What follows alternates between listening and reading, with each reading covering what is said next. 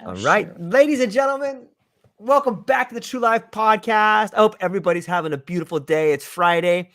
We got a bridge from the mainland to Hawaii right here with the lovely Haley Higgins, a veteran in all cannabis capacities, event management, marketing, client relations, management, development, advocate for cannabis for Veteran Alliance, Canna Mom, THC Girls, member of the Women's Cannabis Chamber of Commerce, lover of all things plant science.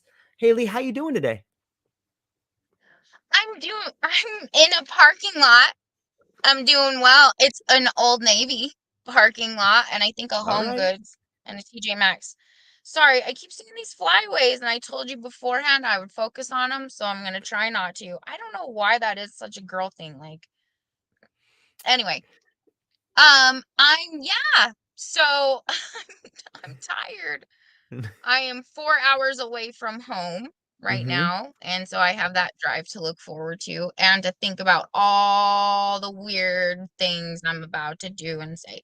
So I will dwell on them for everyone, and I will obsess for all of you. So if you think I do anything weird, just let it go. 'Cause I've already clocked it, and I will think about it a lot. So no Nice. It's hot. need. Yeah, sometimes we're our own worst critic, but it seems to me that what you're doing is pretty awesome stuff. You're trying to help out a lot of veterans by showing them how plant medicine can help them solve a lot of their problems. The problem is there's these huge roadblocks because the VA is like Fight Club about cannabis and about plant science in general, because Mm-hmm. pharmaceuticals are the only answer or the only thing that they're allowed to give out. So if you come in, and I'm just gonna lay it out there, word to the wise, if you come in there testing positive for THC and you're on some kind of like opiate for pain management or benzodiazepine for anxiety, don't be surprised if they yank that prescription from you, because doctors at the VA, and it's all liability and it's like Mm-hmm. whatever, it is what it is. But just be prepared to be treated differently. Like, it's just not acceptable yet because it's still federally illegal. So people who are still in active, service Right. members are not allowed to use it. People like my husband, who is he's a combat veteran. He did 2 tours. He did 13, almost 14 years in the military. And then now he works in the federal sector. So he has a security clearance and stuff. So he can't, because it's strictly forbidden by his company because he works with federal contracts. So, and that is a huge market. They headhunt the shit out of veterans because Mm. they're stand-up people and they Yeah. want them, and typically they're people who are good with engineering and analytics and things like that. And so they're good in these engineering and, like not factory, but like things like that are always government contracts, like building things that are tanks or jets or whatever, secrets that. And so these people are not allowed to choose their own medicine. I mean, it's like they signed up to die, Yeah. but they cannot choose what they ingest. So my uncle was a Vietnam veteran, and last year, exactly almost a year ago, it was last June, or maybe it was like the very end of May, he had been sent home on end of life care because he had been exposed to Agent Orange while he was in Mm. Vietnam, and it had affected his lung capacity so much that now he had diminished lung capacity to where if he laid flat, he would basically drown in his own Mm. body. And he was miserable. They sent him home with like a feeding tube and that he didn't want, he didn't sign for. And it was just like he had just super subpar care. And then he decided to take his own life instead of, go through hospice and go through all the end of life care and wither away and die, and he hadn't fired a gun since he had come home from Vietnam. That was the first and only time he had fired a weapon. And he was just like the most gentle, good man. He was a good Mormon. He was a father. He was a grocer. You know what I mean? Just gentle, like happy Yeah. with a very small life.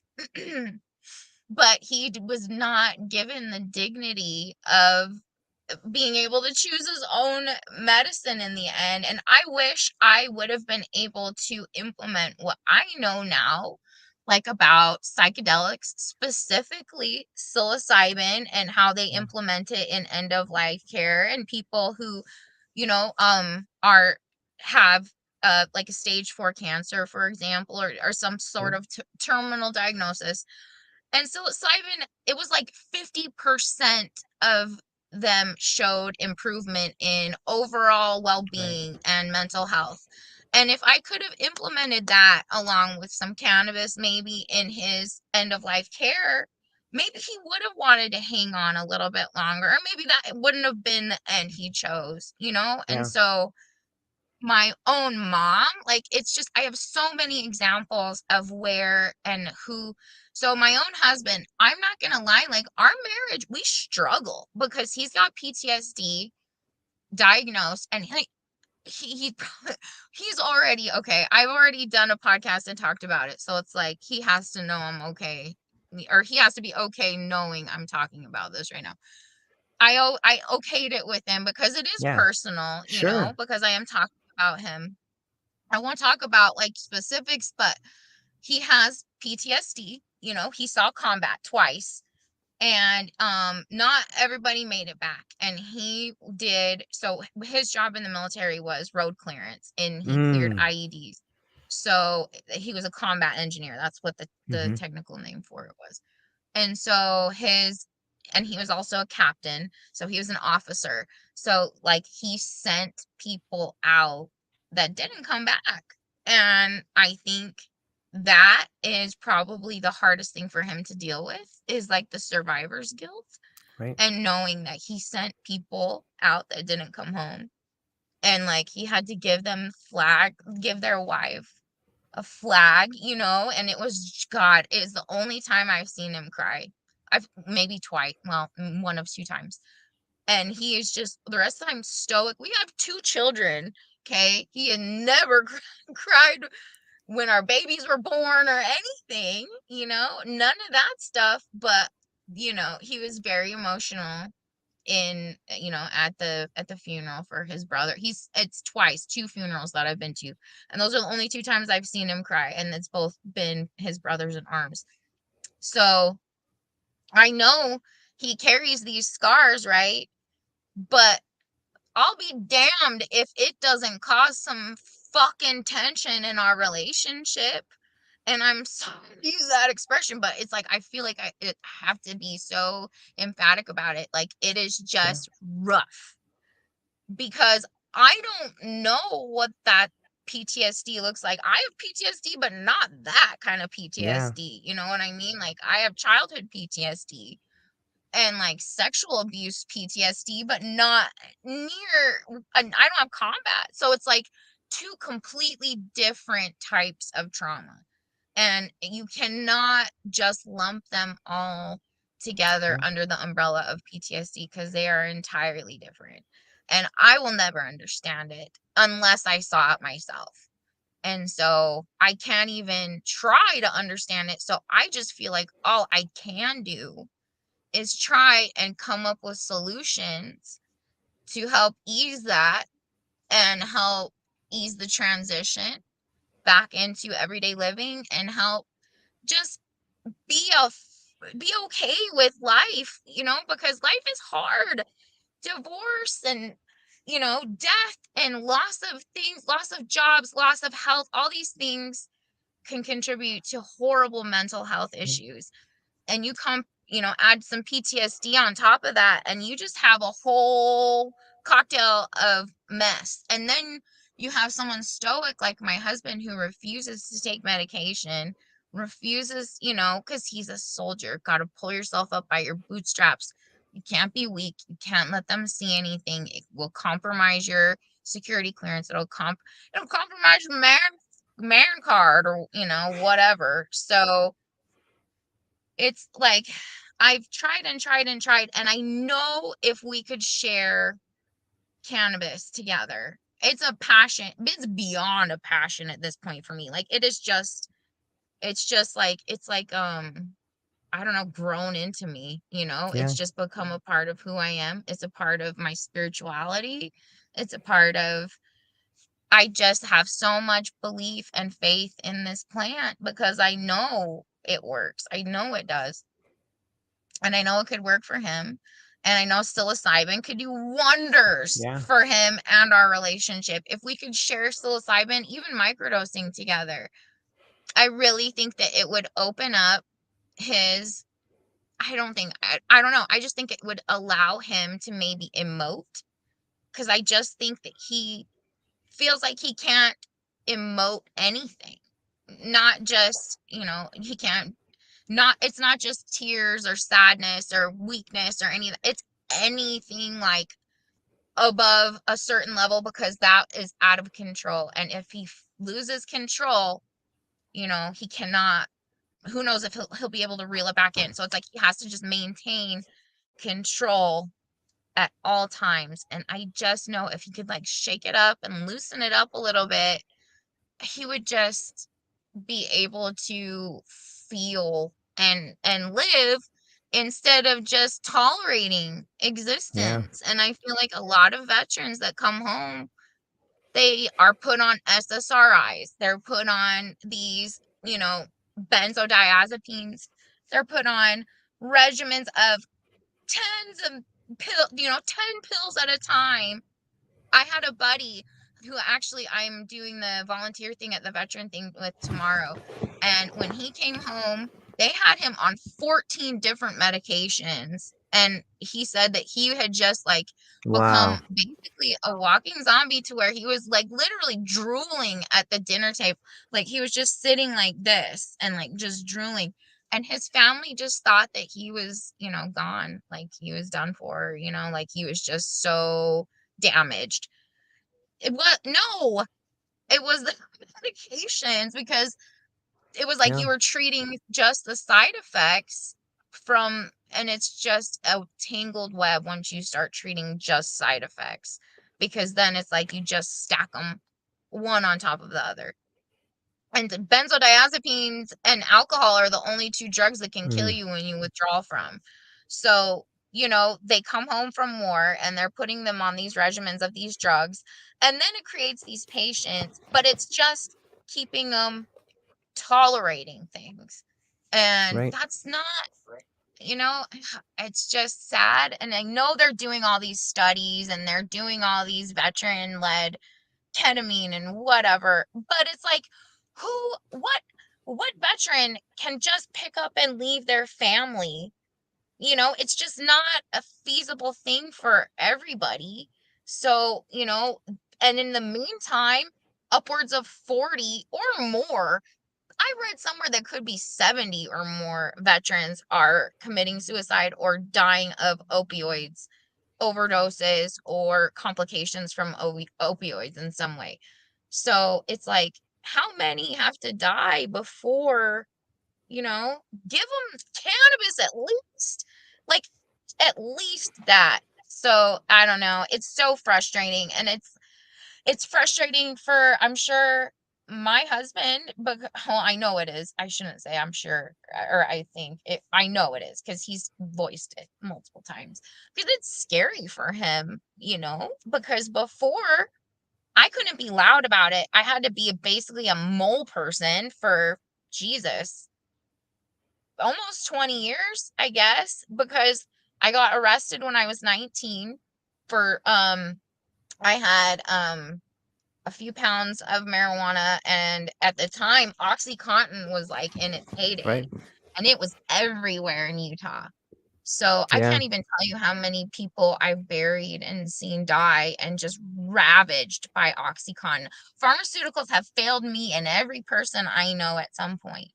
and it's probably failed every single person who's taken a pharmaceutical at some point. It's just, and people don't see it, or they just refuse to. I don't know, because in Utah it's like the number one state for prescriptions as far as like antidepressants and things Mhm. like that goes. Number one in the nation.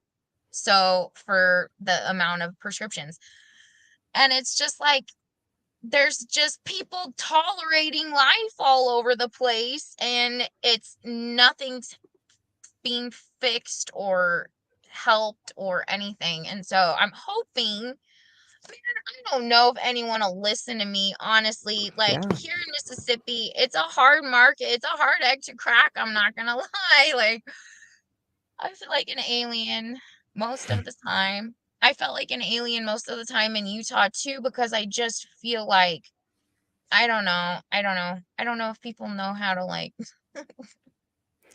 tolerate me. I don't know, but I think they'll listen, but I don't know if they'll think it's okay.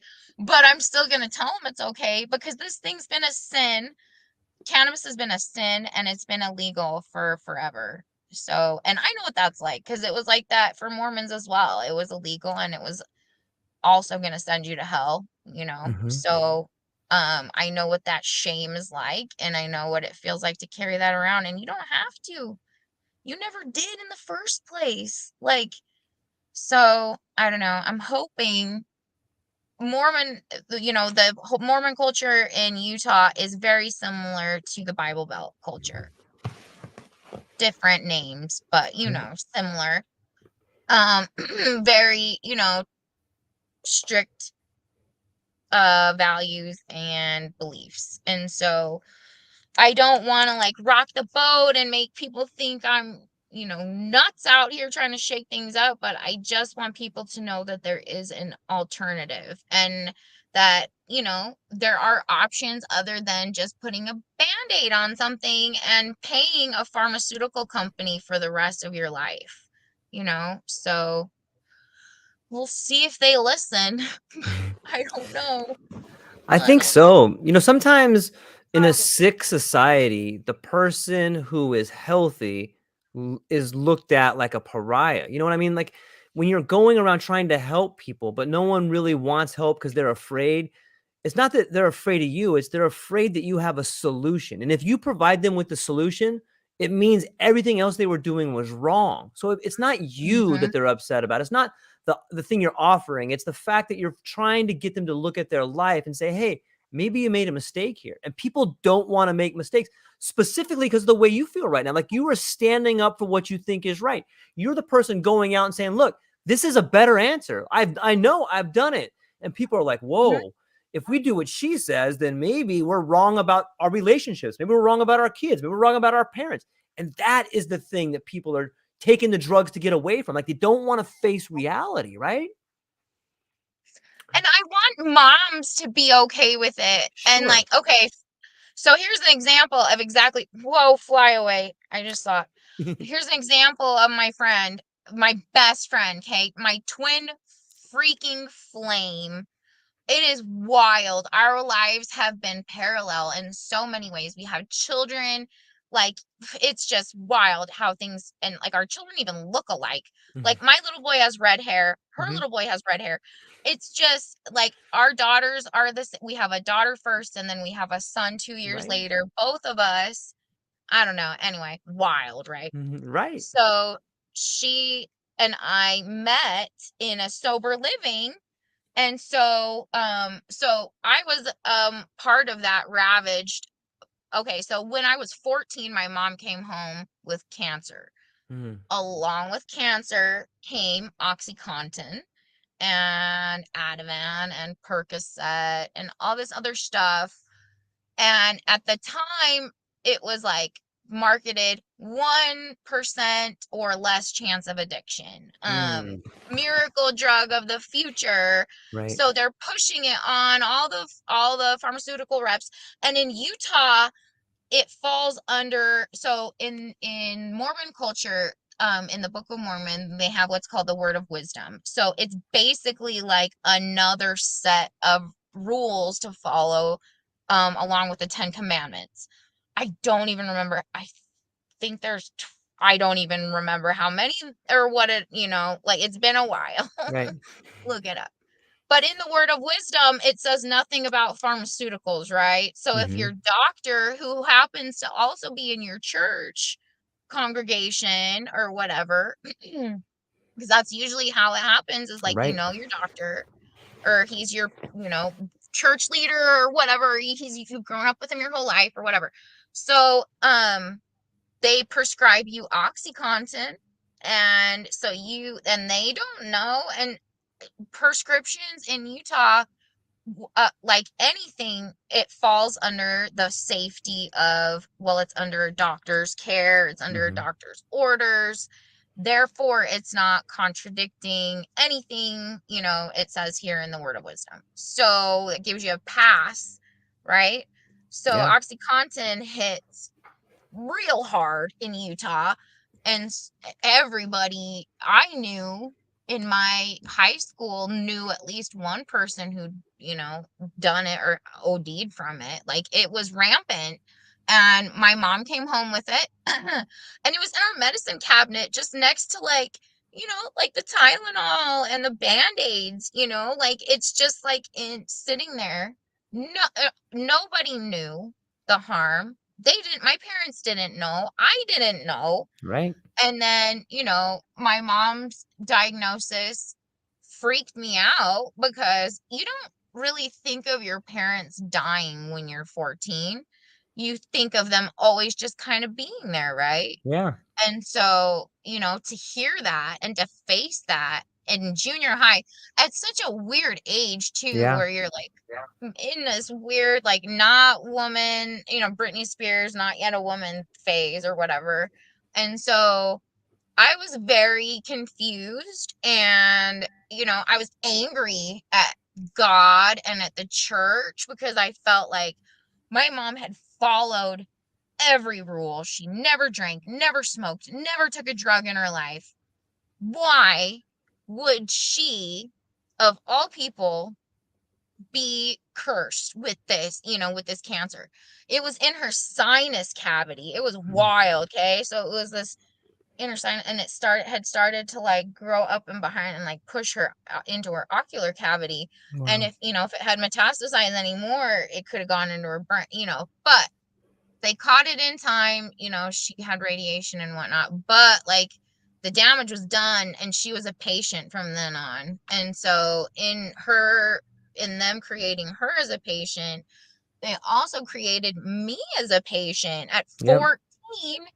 I'm confused about, all these things, and I'm mad and angsty and emo and whatever. And I have a friend that tells me, like, hey, just take some pills. And then I'm like, well, I wonder what we've got at home, boom, done, over with. I am a full-blown addict by the beginning of sophomore year. So that would have been the beginning of summer before my sophomore year. So by homecoming, I'd say. So we went on a trip to Las Vegas for homecoming, or around homecoming. And I remember that was the first time I started to withdraw, because I was away from home, and I didn't have any with me. I didn't bring any with me, and because I didn't know. And so I was so freaking sick, and I didn't have the slightest idea why. I thought I had the flu, or food poisoning or something. And then as soon as I came home and I did one of those, you know, dunzo, Yeah. gone. My symptoms are over. And I was like, what? Because it still hadn't come out yet that it was so dangerous. It was Yeah. still being sold. I mean, this is gonna date the hell out of me, but this was like 99-ish. So this was like prime time Oxy, Yeah. all over. So then, you know, it's just a domino effect from there, and it just destroyed our family. My mom never got better. She had a stroke the day before my high school graduation. And that's wild, because my mom and I never got along. My mom Hmm. was very different than me. I don't know if you can tell, I'm a little wild at heart. So, like, the structure of like 50s housewife normalcy scares me, Mm. and I don't like it, and it's suffocating. And I like adventure, and I like to have things to go explore, and I like life needs to be spicy, but my mom wanted everything in order and predictable, and she was very good at balancing all that, but she was anal AF. Never told me she loved me. She was very cold. She made me sing all the time because I could Mm. sing well, and so I was like her. I don't know, man. It was weird. And then after, like, I don't remember her having any, like, affection toward me ever.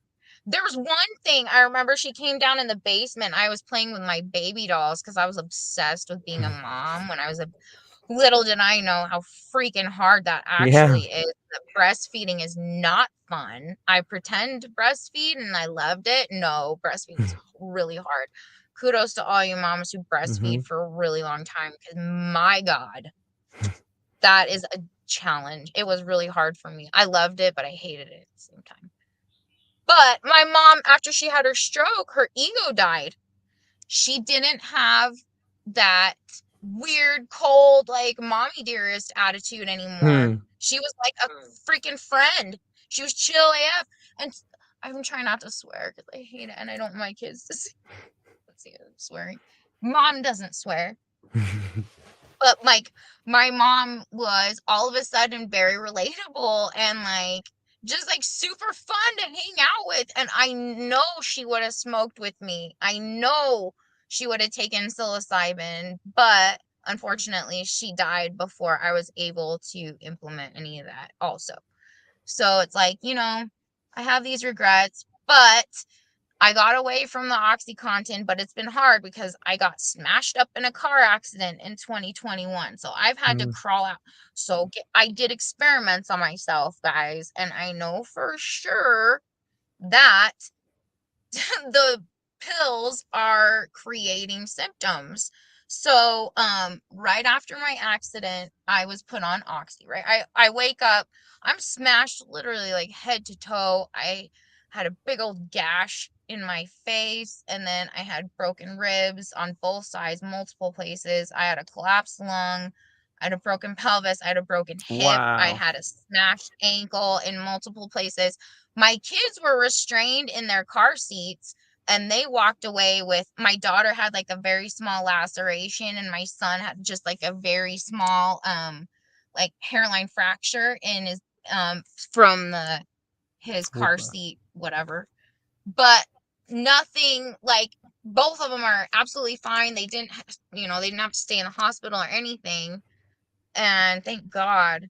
But then and our little wiener dog walked away unscathed entirely. I was taking him to school. It was my daughter's picture day, and we were on this windy road, and there was these big vultures eating a dead whatever in the road, and when they fly up, their wingspan is huge. So if it gets on your windshield, you can't see. And so I was trying to avoid that, and so I went around them and it just went and we overcorrected and just Man. and then it's like you hear that, oh my gosh, that silence before impact is deafening, okay? Mm. And it lasts forever. And it feels like in the movie when everything like freezes and there's like broken glass, like it really does feel like that kind of. It's weird and awful. But it also smashed me up real bad. And so when I got out of the So I wake up in the hospital, first of all, and I'm like, oh shit, like here we go again, dance with the devil again. Because I know there's not really much of a choice. I know there is a necessity for pharmaceuticals. I'm not discounting them. I'm not saying they're all bad, Right. but there should be so much more caution and I don't know, just options because so they put me on Oxy straight away, the kind with no Tylenol, the roxycodone, okay? So, Jesus. here we go, wakes up the beast inside, unleashes that cage. And so, and I'm old enough now that I see it, right? And I'm like, okay, I can't do this. I have children. I have two mortgages, I've got I've got all this stuff writing on this. I've got all this all this stuff I want to do to advocate, and I've got, so I was like, all right, well, I'm going to just write it out and see how long I can go, and then I'm going to taper, right? Mm-hmm. No. So my doctor wants to keep me on it. And because she's like, okay, so they did an whatever scan of my foot, my ankle. So I have residual. My biggest problem is with my ankle. It's not healed. And there's so much damage in the joint that it blew out the ball joint in my Mm. ankle, right? So inside of there, it's just now every time I walk, it's just grind because there's none of the stuff that lubes Right. it up from being right. So it knocked all that off or whatever. So now it's pretty much ground down to where it's just bone on bone. And it's just going to get worse and worse. And it's arthritis. It's just onset arthritis, really. And so they looked at it, and the radio or the radiologist tech or whatever, she was like, that is horrific. And I was like, oh my God, because she did it over a voice thing. And so I heard like the dictation, and I was like, oh, great. It's not great when they say it's Yeah. horrific. Yeah. So I need surgery. I don't want to be off my foot for 8 weeks. And so I got to plan that out. But so until then, so I was on pain pills, these Roxys, every 4 hours, and they bumped me up to 20 milligrams every 4 hours. And I was like, hell yeah, give them to me, baby. I need them. My foot had ballooned up. God, it looked like it was almost as bad as when I was pregnant, and I blew out some flip flops. You know what I mean? Like, I was bad. So it was almost that bad. And I'm like, why am I? It's because of the injury, it's all the injury that's causing this inflammation. So long story short, I made the decision. I don't want to be on pain pills. I've got to find a different way to deal with this. So I withdrawed at home, and it Mm-hmm. was shitty, but I did it, and I got through it, and then I started microdosing like right away. And obviously I was using cannabis pretty heavy throughout that time. I utilized kratom for the first two Mm. days, and then after that I cut it out. I didn't need it after that, or I didn't want it. I just was Yeah. like grossed out. I didn't want, kratom is off. Okay. And if you've ever got it stuck in your throat before, you want to die. You might think you're dying, actually. It is bad. Or if you inhale and it comes out your nose, that's another bad one. Wait, that is awful. So, anyways, I got off of it and then I was like, what the hell? Because all of a sudden, for like 2 days, I had to pee all day long for 2 days. It just felt like I was going to pee my pants all day, no matter what I did. I lost 30 pounds of swelling, just Wow. probably in my like lower extremities. I'm not joking. And I thought it was a joke. I thought it was a lie. I thought our scale was broken. So I was like, I'm going to guinea pig myself, and I'm going to do it again. So I did. And so I basically got myself addicted twice and withdrawed just to prove to myself, I think, that the symptoms I had uh were just because of the pain meds. And it was Mm. all the pain. It was from the swelling, right? Because all that Right. swelling is so uncomfortable, and your body doesn't want to retain all that water. It's so used to not having to do that. That's why it doesn't do that. It doesn't want it. Yeah. So, like, duh, Haley. But still, I lost all that bloat. I lost all that water out of my body, and I didn't have the limp that I normally had. Like even driving, so I've been driving a lot because I've been trying to do this advocating thing, and so I'm using my tax, or I've pretty much used it up now, but I used my tax return to just kind of travel around Mississippi and see, patients and actual people and kind of get a feel for it here, and what I can do to help and fill in, find the gaps and whatever I can do to help fill them and whatever. And so, anyway, yeah. So I when I travel, my ankle will swell. Like when I'm driving and stuff, I think, Right. obviously because, and I'm like in Jackson, the capital, I'm 4 hours from Jackson. I live in like the northeast tippiest corner of Mississippi. So it's a substantial drive.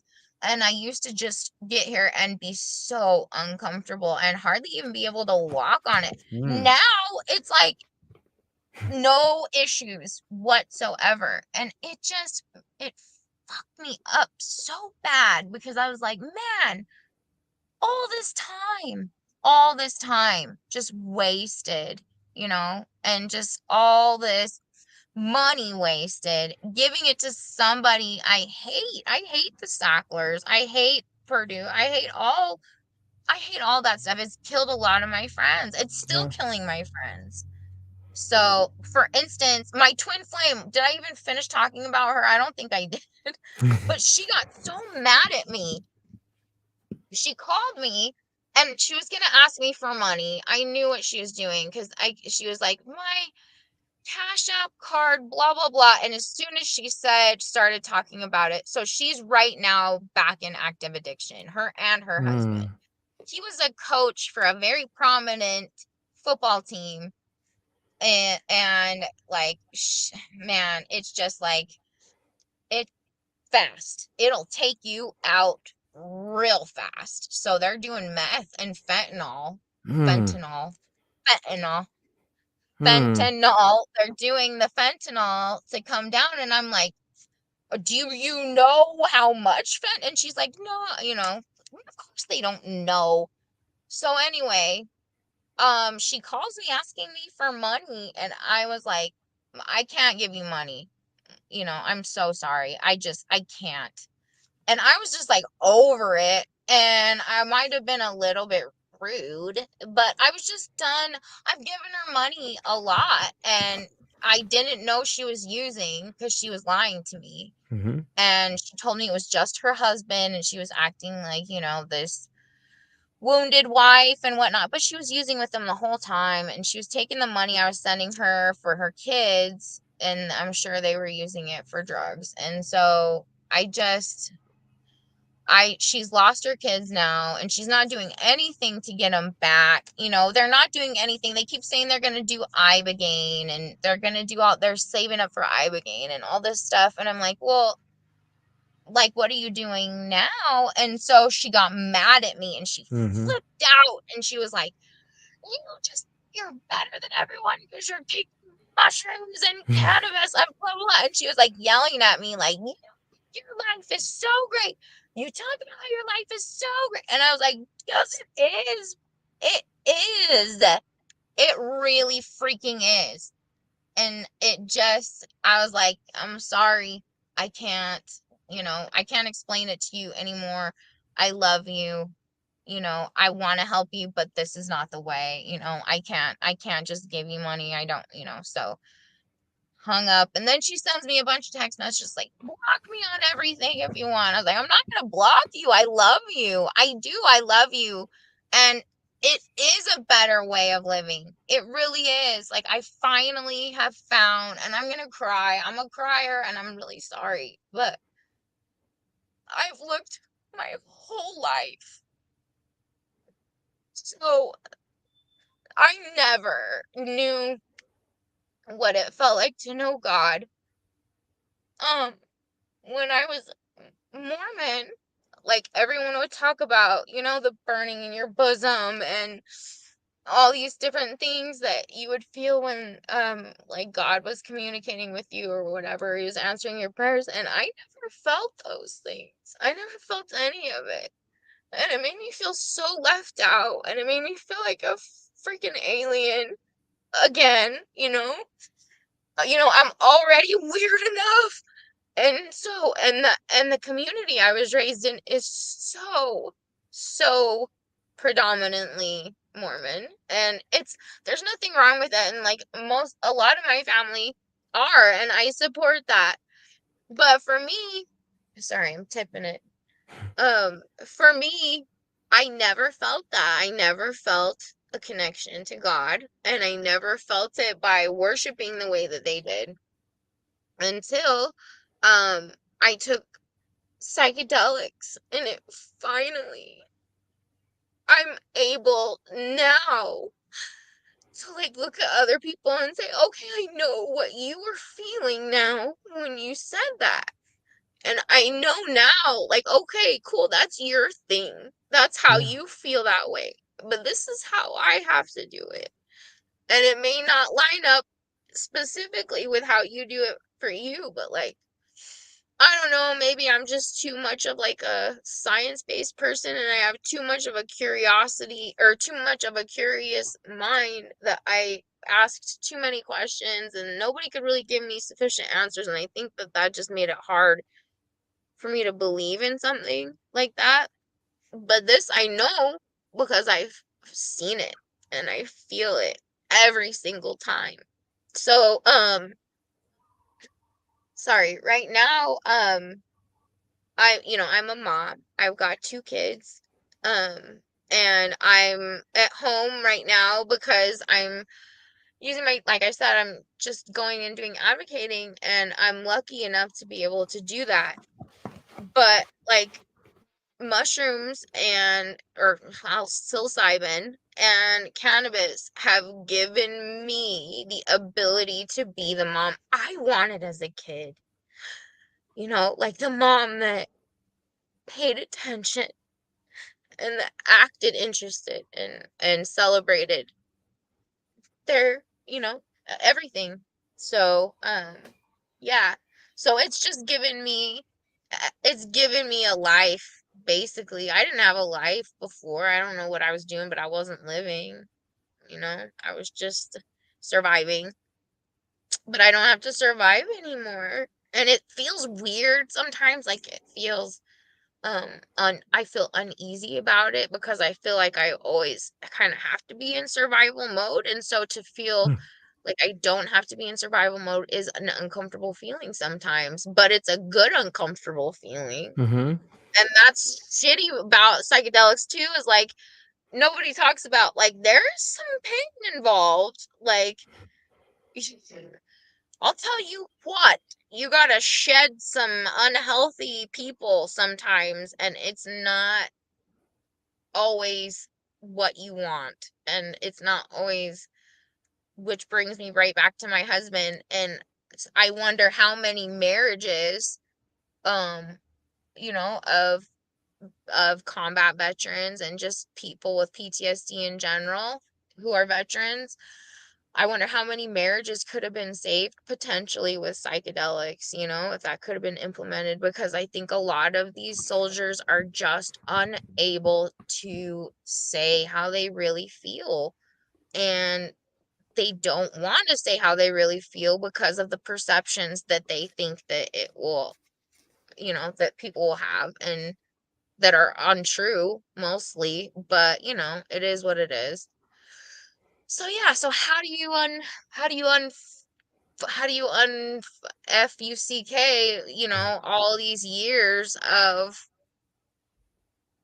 misconceptions that are just drilled into these people's heads, like that you have to be stoic, you have to be brave at all time, can't let it, can't let the can't let it fade, can't let it ever show any emotion. That's a weakness. So, I don't know. Hopefully, they just know that they have permission Well, now. I don't it know. seems like, it seems to me like in all of our lives, there's usually someone that people look up to. And it sounds to me, whether it's your friend that's struggling with addiction, when I hear the words she says about you, like, oh, you have this perfect life. What I hear is someone who looks at you and looks up to you and is like, how are you so strong? When she says stuff like that, what I hear is, how are you so strong, Haley? How can you do it?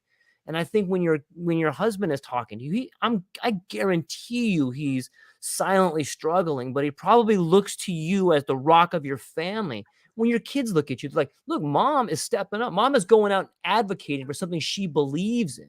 So it's these daily battles of standing up, and regardless. When I hear your story, I think of someone who has the courage to get up every day and fight every battle with every ounce of tenacity they have in their soul. And that is how people begin to change. They see people in their lives, they get up and do it regardless of how they feel. And I think that that's what you're doing. I think that your friends see it. I think your husband sees it. And from what I'm hearing is I see even the people back, in Utah that are looking at you. Like, you broke out of something that couldn't contain you. Here's this thing that's trying to hold you in, and you're like, nope, you can't contain me. I don't care what you do to me.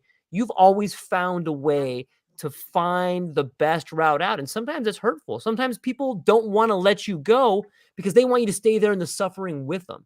So what you're doing is, it's fucking mesmerizing. It's beautiful. You should be really goddamn proud of yourself for doing it, because people around you see it, and you may be the only light in their lives. And that's probably, I mean, that's something that psychedelics shows you, is like, look, you do have the courage to do it. I'll help you. Psychedelics have a way of finding that flame and blowing on that ember to make you become the biggest, most powerful light, so you can walk down that path and other people can follow you. And I love it, man. I hear a lot of pain and anger, but what I hear mostly is the heart of a champion. I'm fucking proud of you, Haley. You're crushing it. And the fact that you You. find ways to go out there and knock on doors and kick down doors and make people listen to you, it's that exact power. It's that authority that you're giving yourself that's going to make people listen to you. Because anybody can quit. You've had every single reason in the book to quit, but you never have. Like, that's not something people have. Like, that's something that you can't teach people that. That's something that grows inside of you. And if you hadn't had all of these things happen, you probably wouldn't be who you are today. You wouldn't have the fire to do all the things Oh, you're doing. no, not at all. And it helps me, I think, in a lot of ways too, because I can Yeah. talk to people on a real Yep. level. Because I can be like, man, I've been an addict. Yes. I've been in the Yep. lowest trench. I've been there. I Yep. have. And I have known what it's like to have to crawl out of that hole over and over until Yep. you finally get some footing to where, and I'll tell you what, again, the footing that I got didn't start until psychedelics about a year ago. And when my uncle killed himself, it was just like freaking all the fire just ignited in me. All the gas was just thrown on the flame. And I cannot there's not like there's nights I can't sleep because Yeah. I just think about like all the people that are suffering for no reason. And it just makes my heart literally just fucking hurt because I know what that's like too. And I've been, oh my God, depressed. Like, I have been so bad. Like, my husband had to literally, I felt like just gum that melted in the sidewalk. I was just on the ground and I couldn't even I didn't even have the will to like get up and shower or anything. I just couldn't even I just didn't want to even deal. I just cried. And so finally my husband was like, "This is enough." And so he picked me up and he put me in the shower. And I think like the next day, actually, I got a job offer to work in cannabis. And I think that was like that was kind of like, woke me Yeah. up. But I don't bud tending is I am a closer and I can do it all day and I love bud tending, but I that's not my passion. It Right. is sitting in four walls and under somebody else's instruction of telling me what to sell. I'm not gonna endorse your shit unless I know it's legit. Right. I'm not. I'll tell you straight up if it's garbage. I told a cultivator his shit was garbage. I got some Gary Payton and it was trash. I got it for the playoffs and I was so excited, and then it was just not, it was very, very subpar. And I told him, because I was like, listen, coming from a place of community and love, I just want you to do better. And he accepted it, and he took it in stride, and I give him kudos for that. But like, that's just not me. I'm not gonna sell. So it's medical here strictly. It's not recreational. So I'm not gonna work in a dispensary and treat patients that come in like customers and Hmm. try and push, Yeah. whatever it needs to be bumped out because it's getting close to its turn time or whatever. I'm not going to do that. I'm just not. I don't feel good about it. If, your Mima comes in and she's looking for a specific strain to treat her, arthritis or whatever, I'm not going to sell her some shit that I know isn't going to, and remotely help with that. Like some, I don't know, like some Pineapple Express. Like that's not for arthritis. You know what I mean? So, I don't know, just things like that didn't spark joy with me. So I found out that me working one-on-one with patients, however, and sticking up for them, because that's what I've always Yeah. done. I've always just hated to see people treated unfairly. I fucking hate it. That's mostly why I left, or I don't want to go back to the Mormon church, is because I have a lot of friends that are in the LGBTQ community, and I have a lot of friends who are addicts, and I have a lot of friends who are in prison, that are another side of the victims of the opioid epidemic. And so I just can't see them be ostracized, and I Yeah. just can't see them be treated differently. And I know there's like, some people that say, okay, well, there's, like, there's like, I can't remember what they call it. Some kind of Mormonism where you're like accepting or whatever of it, because homosexuality is extremely looked down upon. It's like one of probably the worst things you can do is be a homosexual in the, because you're not making babies that way, baby. And you know what? Babies are tithe paying members of the Mm. corporation. So it's like, they encourage people to have all these babies because they want those babies to pay tithe eventually. And they give 10% of their income every month to the church. And if you don't get into the temple. So, and that's like the clubhouse. So Mm. your membership is null and void if and it's just silly. Just things like that. I don't like it. I don't like exclusion. I don't like feeling like it's not fair. I'm the mom, unfortunately, on the soccer field that's like, "Yay, both teams," like, because I just want everyone to win. I want everyone to feel good. I don't want people to be left out. I don't want people to feel bad, because I've been left out and I have felt bad. And it fucking sucks. I'm one of 5 children. I'm number 4. And 2 of my siblings don't talk to me. Hmm. And that freaking hurts, man. And it's not because of anything that I feel like I'm doing wrong, even. It's just like they just choose not to, and that's fine. That's their choice, but it still stings. And it's always been that way. I've always felt that way.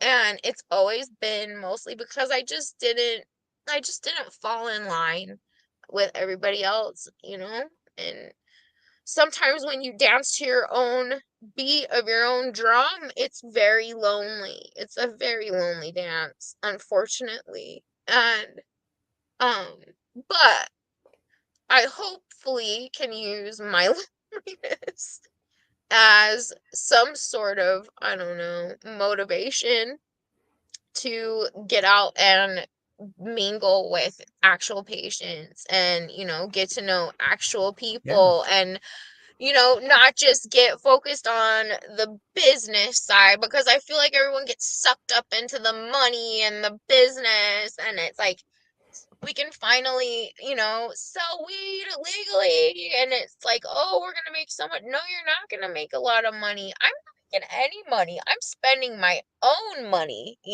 like Hmm. because I just want people to feel better. I really do. And it's unfair that there are so many like laws and restrictions of who can, what I can even do. There isn't even like really a job for me to do this. Like I basically am like I'm trying to like manifest Yeah. someone to give me a job doing this. And so I don't know.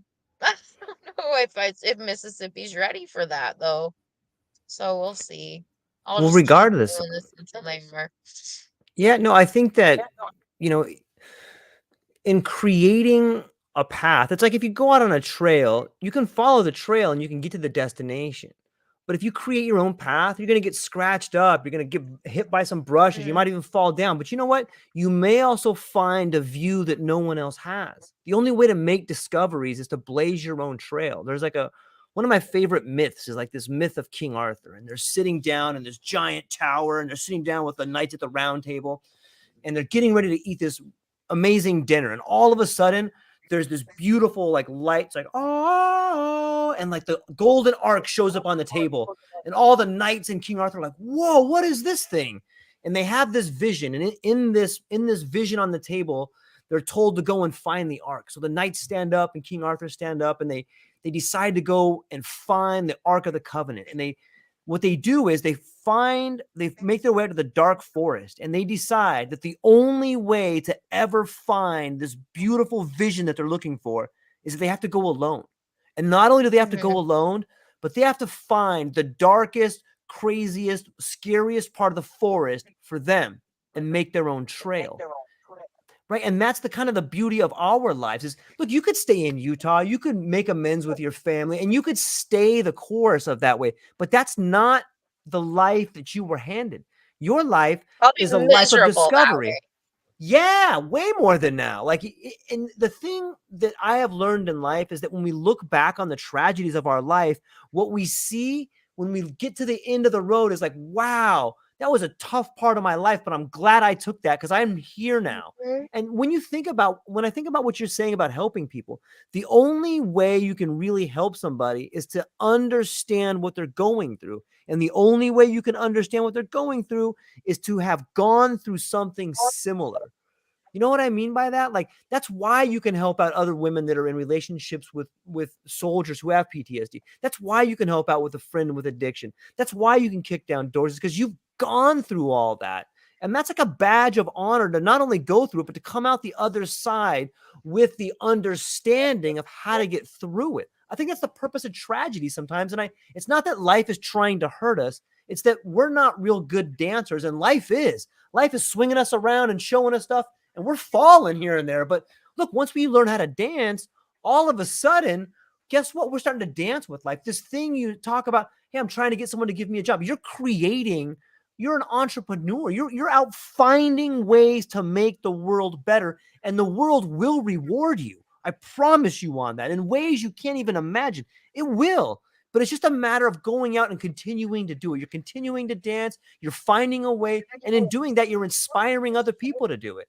And there's no amount of money that can do that. There's no amount of money someone can pay you when the payoff is inspiration, because inspiration is something that lasts forever. Money is something that people hand you a paycheck with and, hey, go sell this to this person that doesn't need it. Anybody can do that, but not hardly anybody can do what you're doing.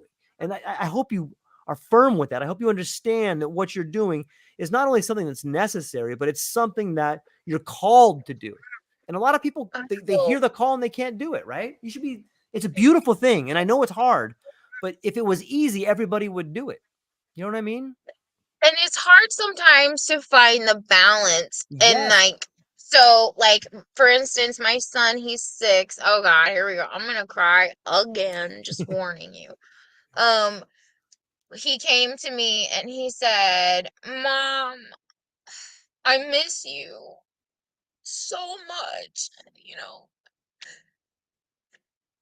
And he said, "When you're gone, I feel like a part of me is gone," and I lost it, obviously.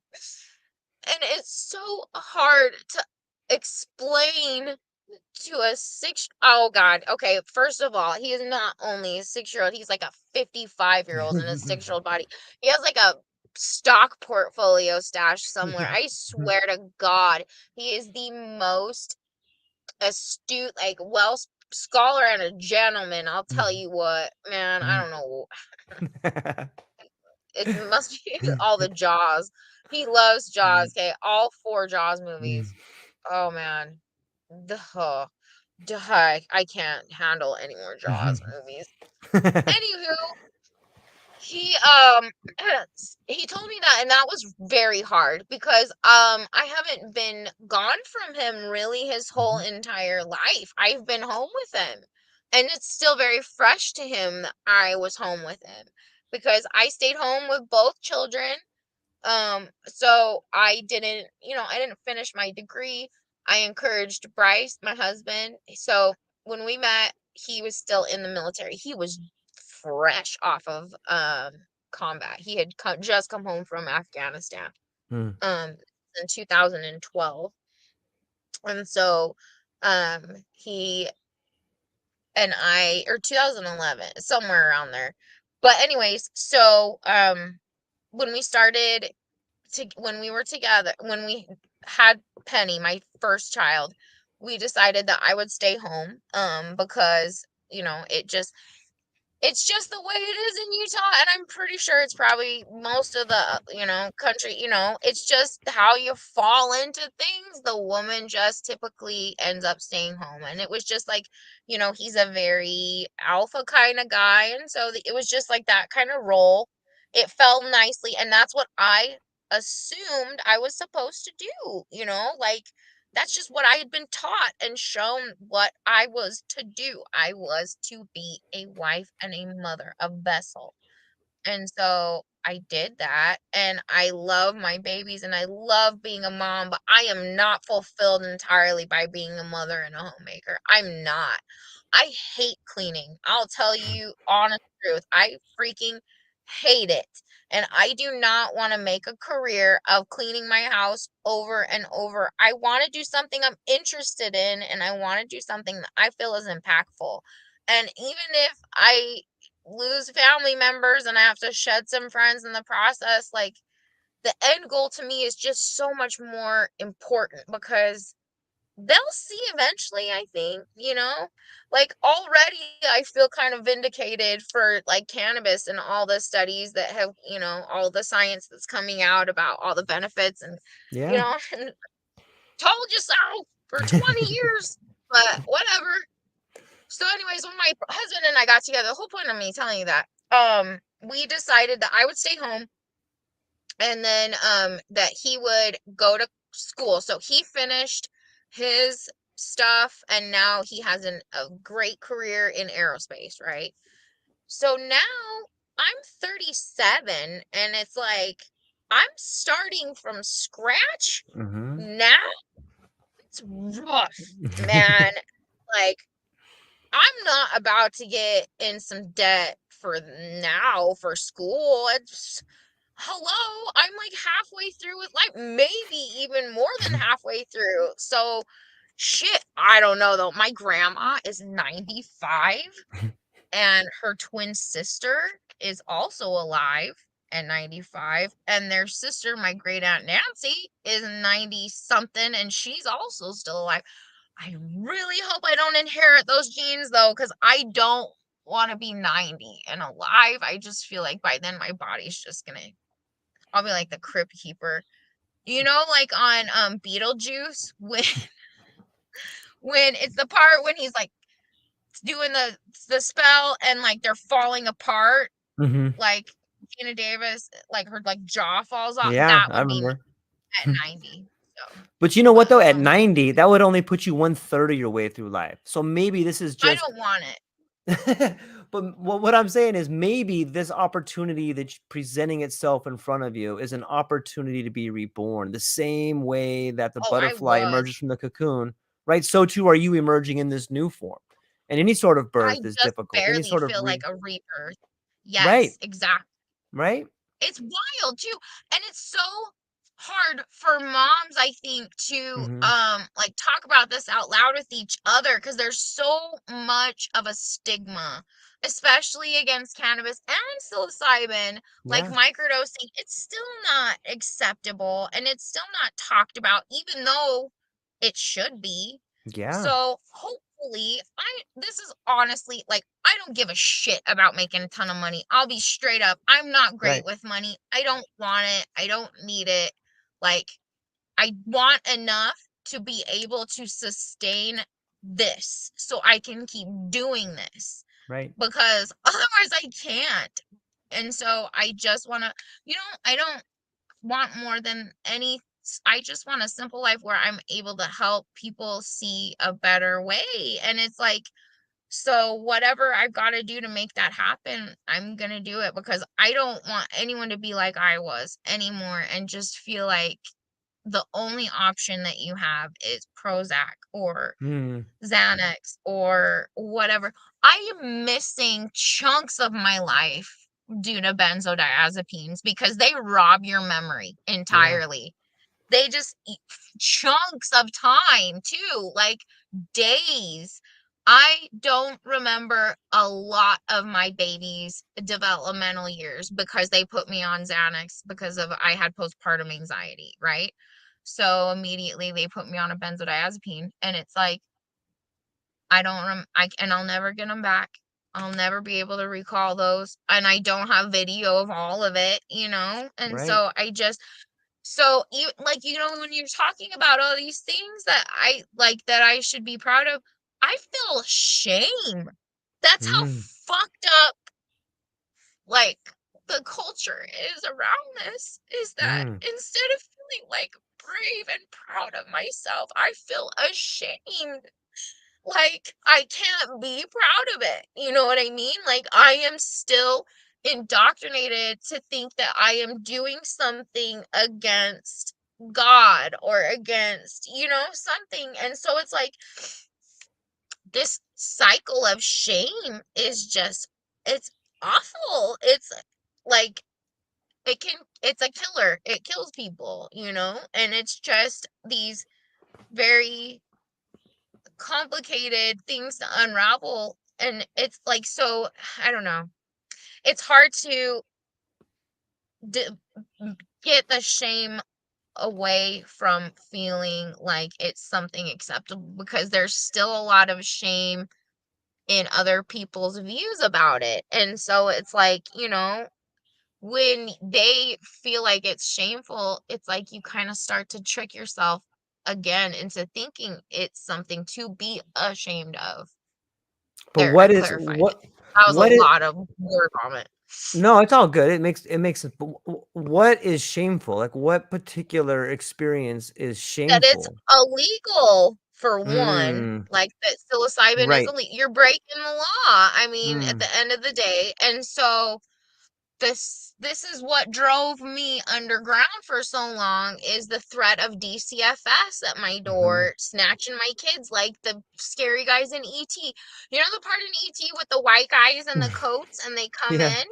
Holy shit, that scared me so bad as a kid. So bad. Just that someone like that could just come into your house and snatch your alien friend, just out of Yeah. nowhere and not tell you where they're taking them and they're in like these scary white hazmat. Anyways, I translate that into Yeah. DCFS like what it would be like because it's that same fear. It's like that ice in your vein fear like of like and I know I am not the only parent who feels that way and Yeah. who is worried about that and I think that that's a lot of why moms in I can't speak for fathers, but Right. I do know that I have a lot of friends in my mom groups on Facebook and things like that that are in the same boat as I am. And it's just like we're afraid of the repercussions. Mhm. And so I just have gone to the point where I don't give a fuck anymore. And I'm a legal patient to use cannabis. So that Yeah. you can, whatever. Yeah. But with the psilocybin, I will fight to the death in court about the benefits. And I will show them the benefits compared to Yeah. what a traditional SSRI does. So, Yep. I think that my lawyering skills are true crime based. Years of true crime, I will add Mhm. multiple seasons of Dateline, so I feel like I'm pretty solid as far Yeah. as defending myself. Yeah, there's a I'm group of serious though, like, fuck them. Yeah, there's a group of I think there's a group called Sisters in Psychedelics, of which a large portion are part of the psychedelic bar group. So they're lawyers that and Mhm. women that believe in the exact same mission that you have, and they might be a really good source to reach out to. I'm gonna And have to. I think I yeah, might follow them on LinkedIn, yeah, actually. yeah, I'll have to reach out and see, because I'm happy to advocate for anybody that I believe in. I yeah, have to, like, believe in you, sorry, but, like, I yeah, will go hard. If I believe in your cause, I will defend you as far as I can take it, and I will yeah. promote it and I will make sure, like I have a friend, his name's Otha. He's a freaking genius, first of all, and second of all, he is gorgeous. He looks like Pharrell Williams, okay? He's just super good looking. Anywho, he created this app called Tetragram, and so it's like a peer-to-peer based app. So like say I go to a dispensary here. There's one called Green Magnolia. Say I go to Green Magnolia dispensary here in Mississippi. So I can clock that I went to that specific dispensary and say I bought Cinderella 99 from Wellcraft, which is one of my friends, Derek. Hey Derek, and I love that strain. It's freaking fire. Anyway, send me some for free because I just plugged that. But Otha's app, so like I say, I really liked the Cinderella. I can rate it on the app and I can tell you, and Mm, it's better than Leafly because it's not people being paid right, or, given some sort of, whatever. I don't know. I don't even know what they can give them here legally. Discounts or something, anyways, like your second cousin going on Leafly. So this would be an actual like peer-to-peer app. So it would be actual people communicating about it instead of just people, right, making shit up. yeah, So and it'll be legit, like 1 star, and then it'll say, like this made me feel sleepy, hungry, whatever, and it'll be personalized to your own too, so that you can track your own. Because I've been doing this anyway, okay? So this was another thing. So when it becomes federally legal, I want to be able to tell my husband certain things that will help him, that I think will help him, yeah, because that's part of the big reason why I started learning about it, is because I wanted to be able to teach him and right, show him and help him when he was ready. And unfortunately, it's taking a really long time. And even if it does become federally legal, I don't know if he'll be completely comfortable with doing it. He's just, he hasn't for so long, and it is scary and daunting. And even with your crazy ass freaking weirdo wife, being a prophet about mushrooms all the time, like even then, it's still, he still has his reservations. yeah, So it's a natural human instinct to be scared of something unknown like this. And I think yeah, I just have always like not had a very good like gave a shit meter. So it's like, I just never shit. I wanted to try, and I'm so glad I did. And that's yeah. why you should all try, Yeah, I please. think it's definitely something that is gonna revolutionize mental health, and it takes away the lifetime addiction of being addicted to not only the pills, but the care and the hospitals and all the trauma that comes with it. And it can happen comforting. quickly too. And it has the power to heal relationships the same way Neosporin can heal scabs. You know what I mean? Like it's really good, Absolutely. right? And Yeah. MDMA too, like, I think that they Yes. should implement that in marriage counseling, like, as, like, a freaking, on a menu. Like, you can go in for marriage Yes. counseling, and you guys can take, plan an MDMA trip together. Holy shit, that would heal so many problems with intimacy, and Yep. especially with veterans, because Yep. intimacy is so hard for them to do. Okay. I did not see my husband, like, man, he didn't know how to even hold our daughter. Okay. We brought our baby home from the hospital, and he was just like, for the first 6 months, he just like didn't know how to like emote. He didn't know how to talk to her. He didn't know, like, because baby talk and all that shit is so foreign to him. Like, like that kind of emotion of like, Hmm. I don't know what even emotion is that? Just like fucking like that emotion. You know what Yeah. I mean? I get that bad. Man, I love a baby too.